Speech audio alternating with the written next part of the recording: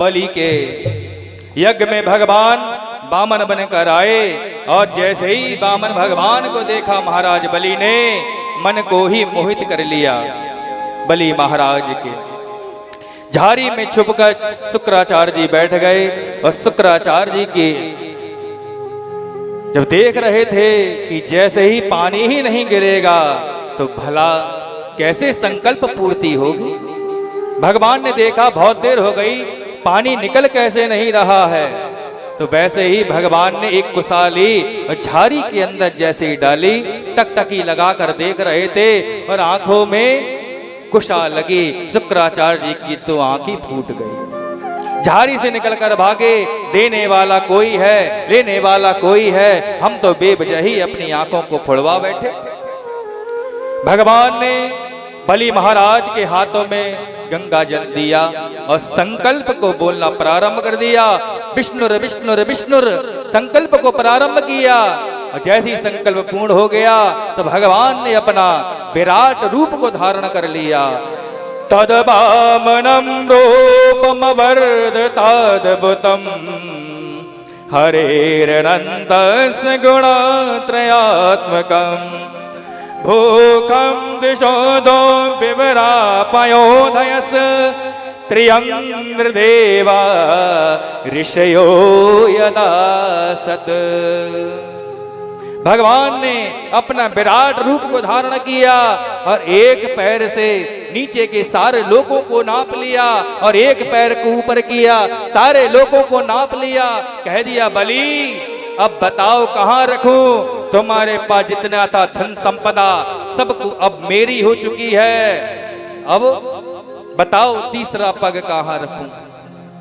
बलि महाराज ने हाथ जोड़ लिया, प्रभु जितनी भी मेरे पास धन दौलत थी मैंने सब आपको अर्पित कर दी, अब मेरे पास प्रभु कुछ भी नहीं है, मैंने सर्वस्व आपको दे दिया। वामन भगवान ने कहा बलि महाराज आपने 3 पग भूमि का दान का संकल्प किया है, बताओ तीसरा पग कहां रखूं। बलि महाराज संकल्प पूर्ण नहीं कर पाए, गरुण जी को आज्ञा दी, गरुण से कहा जाओ गरुण इस बलि को जो है बंदी बना लो। इसने संकल्प पूर्ण नहीं किया, 3 पग भूमि का दान किया संकल्प के लिए, लेकिन 2 पग थे तो उसने दान कर दिया, लेकिन तीसरा पग का संकल्प पूर्ण नहीं कर पाया, इसलिए इसको बंदी बना लिया जाए। गरुण जी ने महाराज बलि को बंदी बना लिया। जब धर्म पत्नी को पता चला अरे हमारे पतिदेव ने सबको समर्पित कर दिया लेकिन हमारे पतिदेव को ही बंदी बना लिया, ये छोटा सा बालक जो है ये तो बहुत ज्यादा चालाक है, चतुर है, क्या करना चाहिए।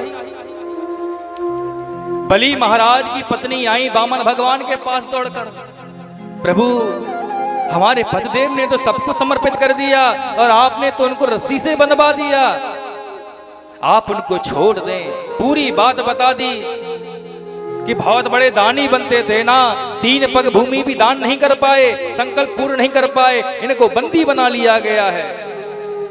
बलि महाराज की धर्मपत्नी ने कहा कि हे भगवान मैं आपसे कुछ कहना चाहती हूँ, आपने हमारे पतिदेव का सब धन दौलत को आपने अपने अधिकार में ले लिया, आपने दान तो अधिकार में ले लिया, लेकिन आपने अपने दानी को कैसे सुरक्षित छोड़ दिया। आप अपना जो तीसरा पग है वो हमारे पतिदेव के मस्तक पर रखें और उन्हें भी अनुग्रहित करें। इतना जब कहा तो वामन भगवान ने तीसरा पग लिया और बलि महाराज के जैसे सिर पे रखा। बलि महाराज जो हैं वो बंधन मुक्त हो गए, 3 पग का जो संकल्प लिया था वह पूरा हो गया। ये 3 पग कौन से हैं? जब यज्ञशाला में देखा था बलि महाराज ने तो मानो भगवान ने बलि महाराज के मन को ग्रहित कर लिया, मानो वामन भगवान के लिए बलि महाराज ने सबसे पहले मन को दिया। जब यज्ञशाला में देखा यज्ञेश यज्ञ पुरुषाचित तीर्थ पादा तीर्थाश्रवा श्रवण मंगल नाम धिया आपन्न लोक ब्रजिनो पशमोदयाद्या सन्नाकृधीश भगवन नसदीन नाथा मानो यज्ञशाला में देखा तो बलि महाराज ने अपने मन को समर्पित कर दिया और जितने लोगों को दिया, जितनी संपदा दी, मानो धन को समर्पित कर दिया। और तीसरे चरण में मानो भगवान के लिए अपने तन को भी समर्पित कर दिया। कहने का तात्पर्य, तन, मन और धन जब भगवान को अर्पित कर देता है तो भगवान अति प्रसन्न हो जाते हैं। भगवान ने कहा, बोलो बलि, तुम्हें क्या चाहिए? तुम्हें इंद्र बनना है ना? बोलो, तुम्हें इंद्र बना दूं। इस समय इंद्र के पद पर पुरेंद्र नामक राजा जो है वो इंद्र पदवी का सुख भोग रहा है। तुम कहो तो उस राजा को सेवा निवृत्त करके तुम्हारे लिए बलि महाराज मैं इंद्र बना दूं। बलि महाराज ने कहा, प्रभु मैं किसी के पीठ पे लात नहीं मार सकता, जब तक उनका सेवा काल है उनको करने दें प्रभु। जब मेरा नंबर आएगा मैं इंद्र बन जाऊंगा। इस समय इंद्र कौन है? पुरेंद्र नाम के राजा। इनके बाद इंद्र कौन बनेगा? बलि महाराज बनेंगे, जिन्होंने तन मन धन सब भगवान को अर्पित कर दिया। जो भगवान को सब कुछ अर्पित कर देता है तो भगवान भी उनको सब कुछ अर्पित कर देते हैं। भगवान ने अपना सतल लोक का राज सतल लोक दे दिया।